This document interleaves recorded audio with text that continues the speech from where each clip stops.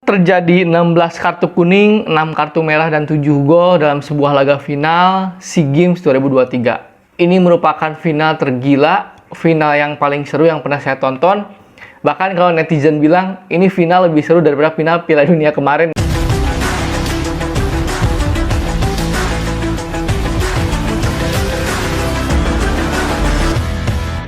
Halo semuanya, kembali lagi bersama saya di Ulasan Bola. Di channel ini saya akan mengulas apapun tentang sepak bola.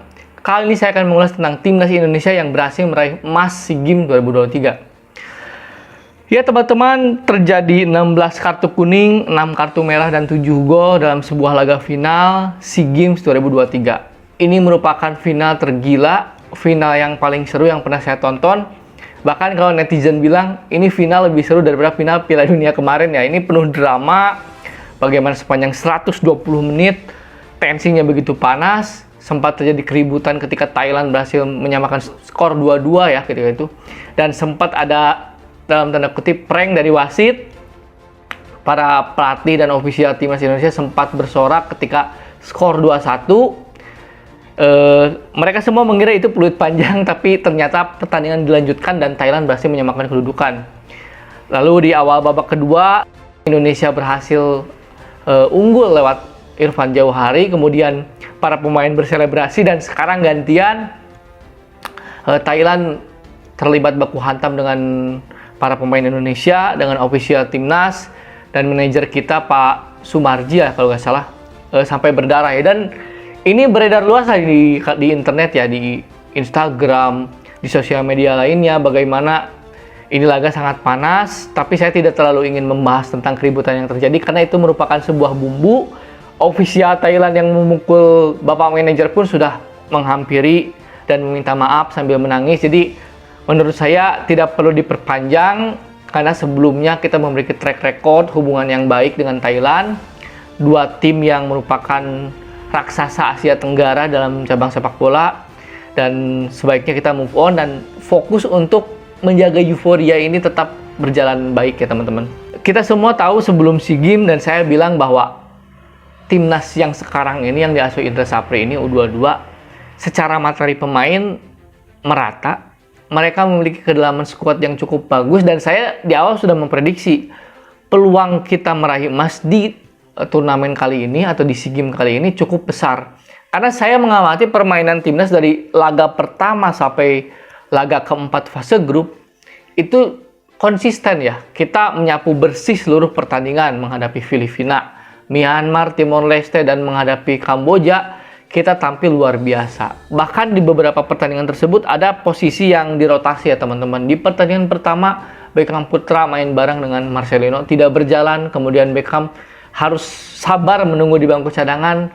Posisinya diganti oleh Taufani, diganti oleh Ananda Raihan, bahkan Alfredo Dewangga. Di pertandingan selanjutnya Beckham selalu tampil di babak kedua sebagai super sub ya teman-teman. Begitu pula di babak final tadi, Beckham mencetak gol kelima, gol penentu timnas Indonesia, dan tampil bagus juga. Jadi tim nasional kali ini tidak bergantung pada 1-2 pemain. Meskipun kalau saya melihat ada beberapa pemain yang cukup menonjol ya teman-teman. Di antaranya Ramadan Sananta dengan mencetak 5 gol. Fajar Faturrahman mencetak 5 gol juga. Marcelino jelas menjadi jenderal di lapangan tengah. Rizky Ridho menjadi tembok yang kokoh di belakang. Ada Alfredo Dewangga yang tampil Spartan, tampil militan. Ada juga Komang yang tampil bagus. Jadi semua pemain yang tampil di SEA Games ini menurut saya sangat-sangat bagus.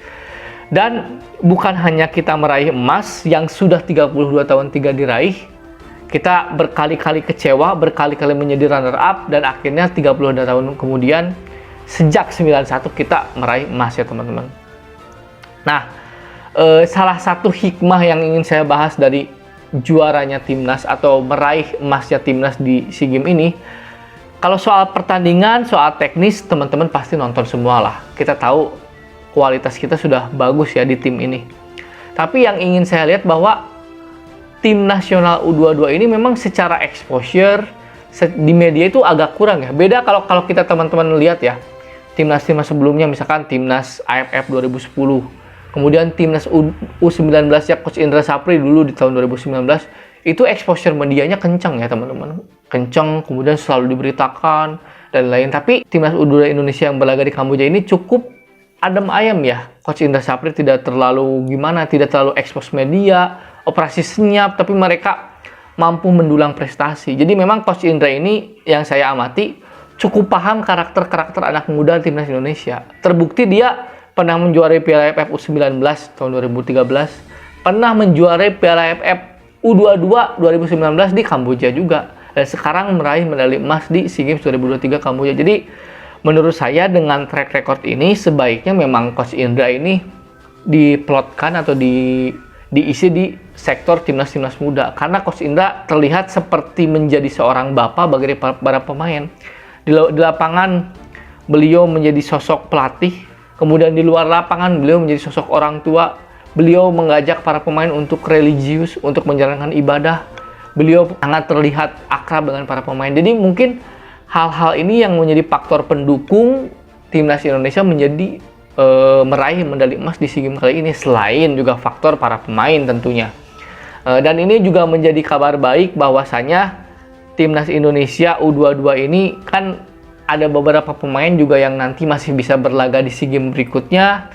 Ada beberapa pemain yang juga masih mengikuti event-event timnas U22 berikutnya, dan juga pasti ada beberapa pemain yang bisa dilirik Coach Sintayong untuk membela timnas senior ke Piala Asia, misalnya seperti Marcelino, Alvendra Dewangga, Ramadan Sananta. Itu menurut saya layak dibawa ke Piala Asia ya. Ada juga Hernando Ari, Rizky Ridho mungkin bisa dipanggil. Jadi ternyata memang faktor-faktor tersebut mampu membawa kita meraih emas, mengalahkan Thailand yang selama ini menjadi batu sandungan. Dan juga ada hal lain, yakni para pemain yang berlaga di timnas U22 ini rata-rata hampir semua, terutama di starting 11 ya, di starting 11 banyak sekali pemain yang sudah berpengalaman di level internasional. Rizky Ridho, dia berkali-kali dipanggil timnas senior. Hernando Ari juga sama, ada Pratama Arhan, kemudian juga ada Marcelino Ferdinand, Ramadan Sananta. Pemain-pemain ini sudah memiliki caps internasional di timnas senior. Jadi artinya memang secara kematangan, secara pengalaman timnas U22 ini memang sangat bagus. Jadi saya tidak kaget timnas bisa meraih emas, karena saya sejak awal sudah melihat ini tim cukup progres, secara mental bagus, ketenangannya terlihat gitu loh. Kita bisa menang lawan Vietnam setelah bermain 10 pemain selama 30 menit. Di injury time kita berhasil mencetak gol. Kemarin kita sempat disamakan 2-2, kita bisa kill the game gitu. Dan ketika masa perpanjangan waktu, para pemain timnas Indonesia tidak terlalu terprovokasi oleh para pemain Thailand yang terus memprovokasi. Jadi ada banyak hal yang patut kita syukuri selain kita bisa meraih emas. Mudah-mudahan ini menjadi awal pembuka keran piala-piala bagi timnas Indonesia di semua level. Mungkin itu saja dulu dari ulasan bola, dan salam olahraga.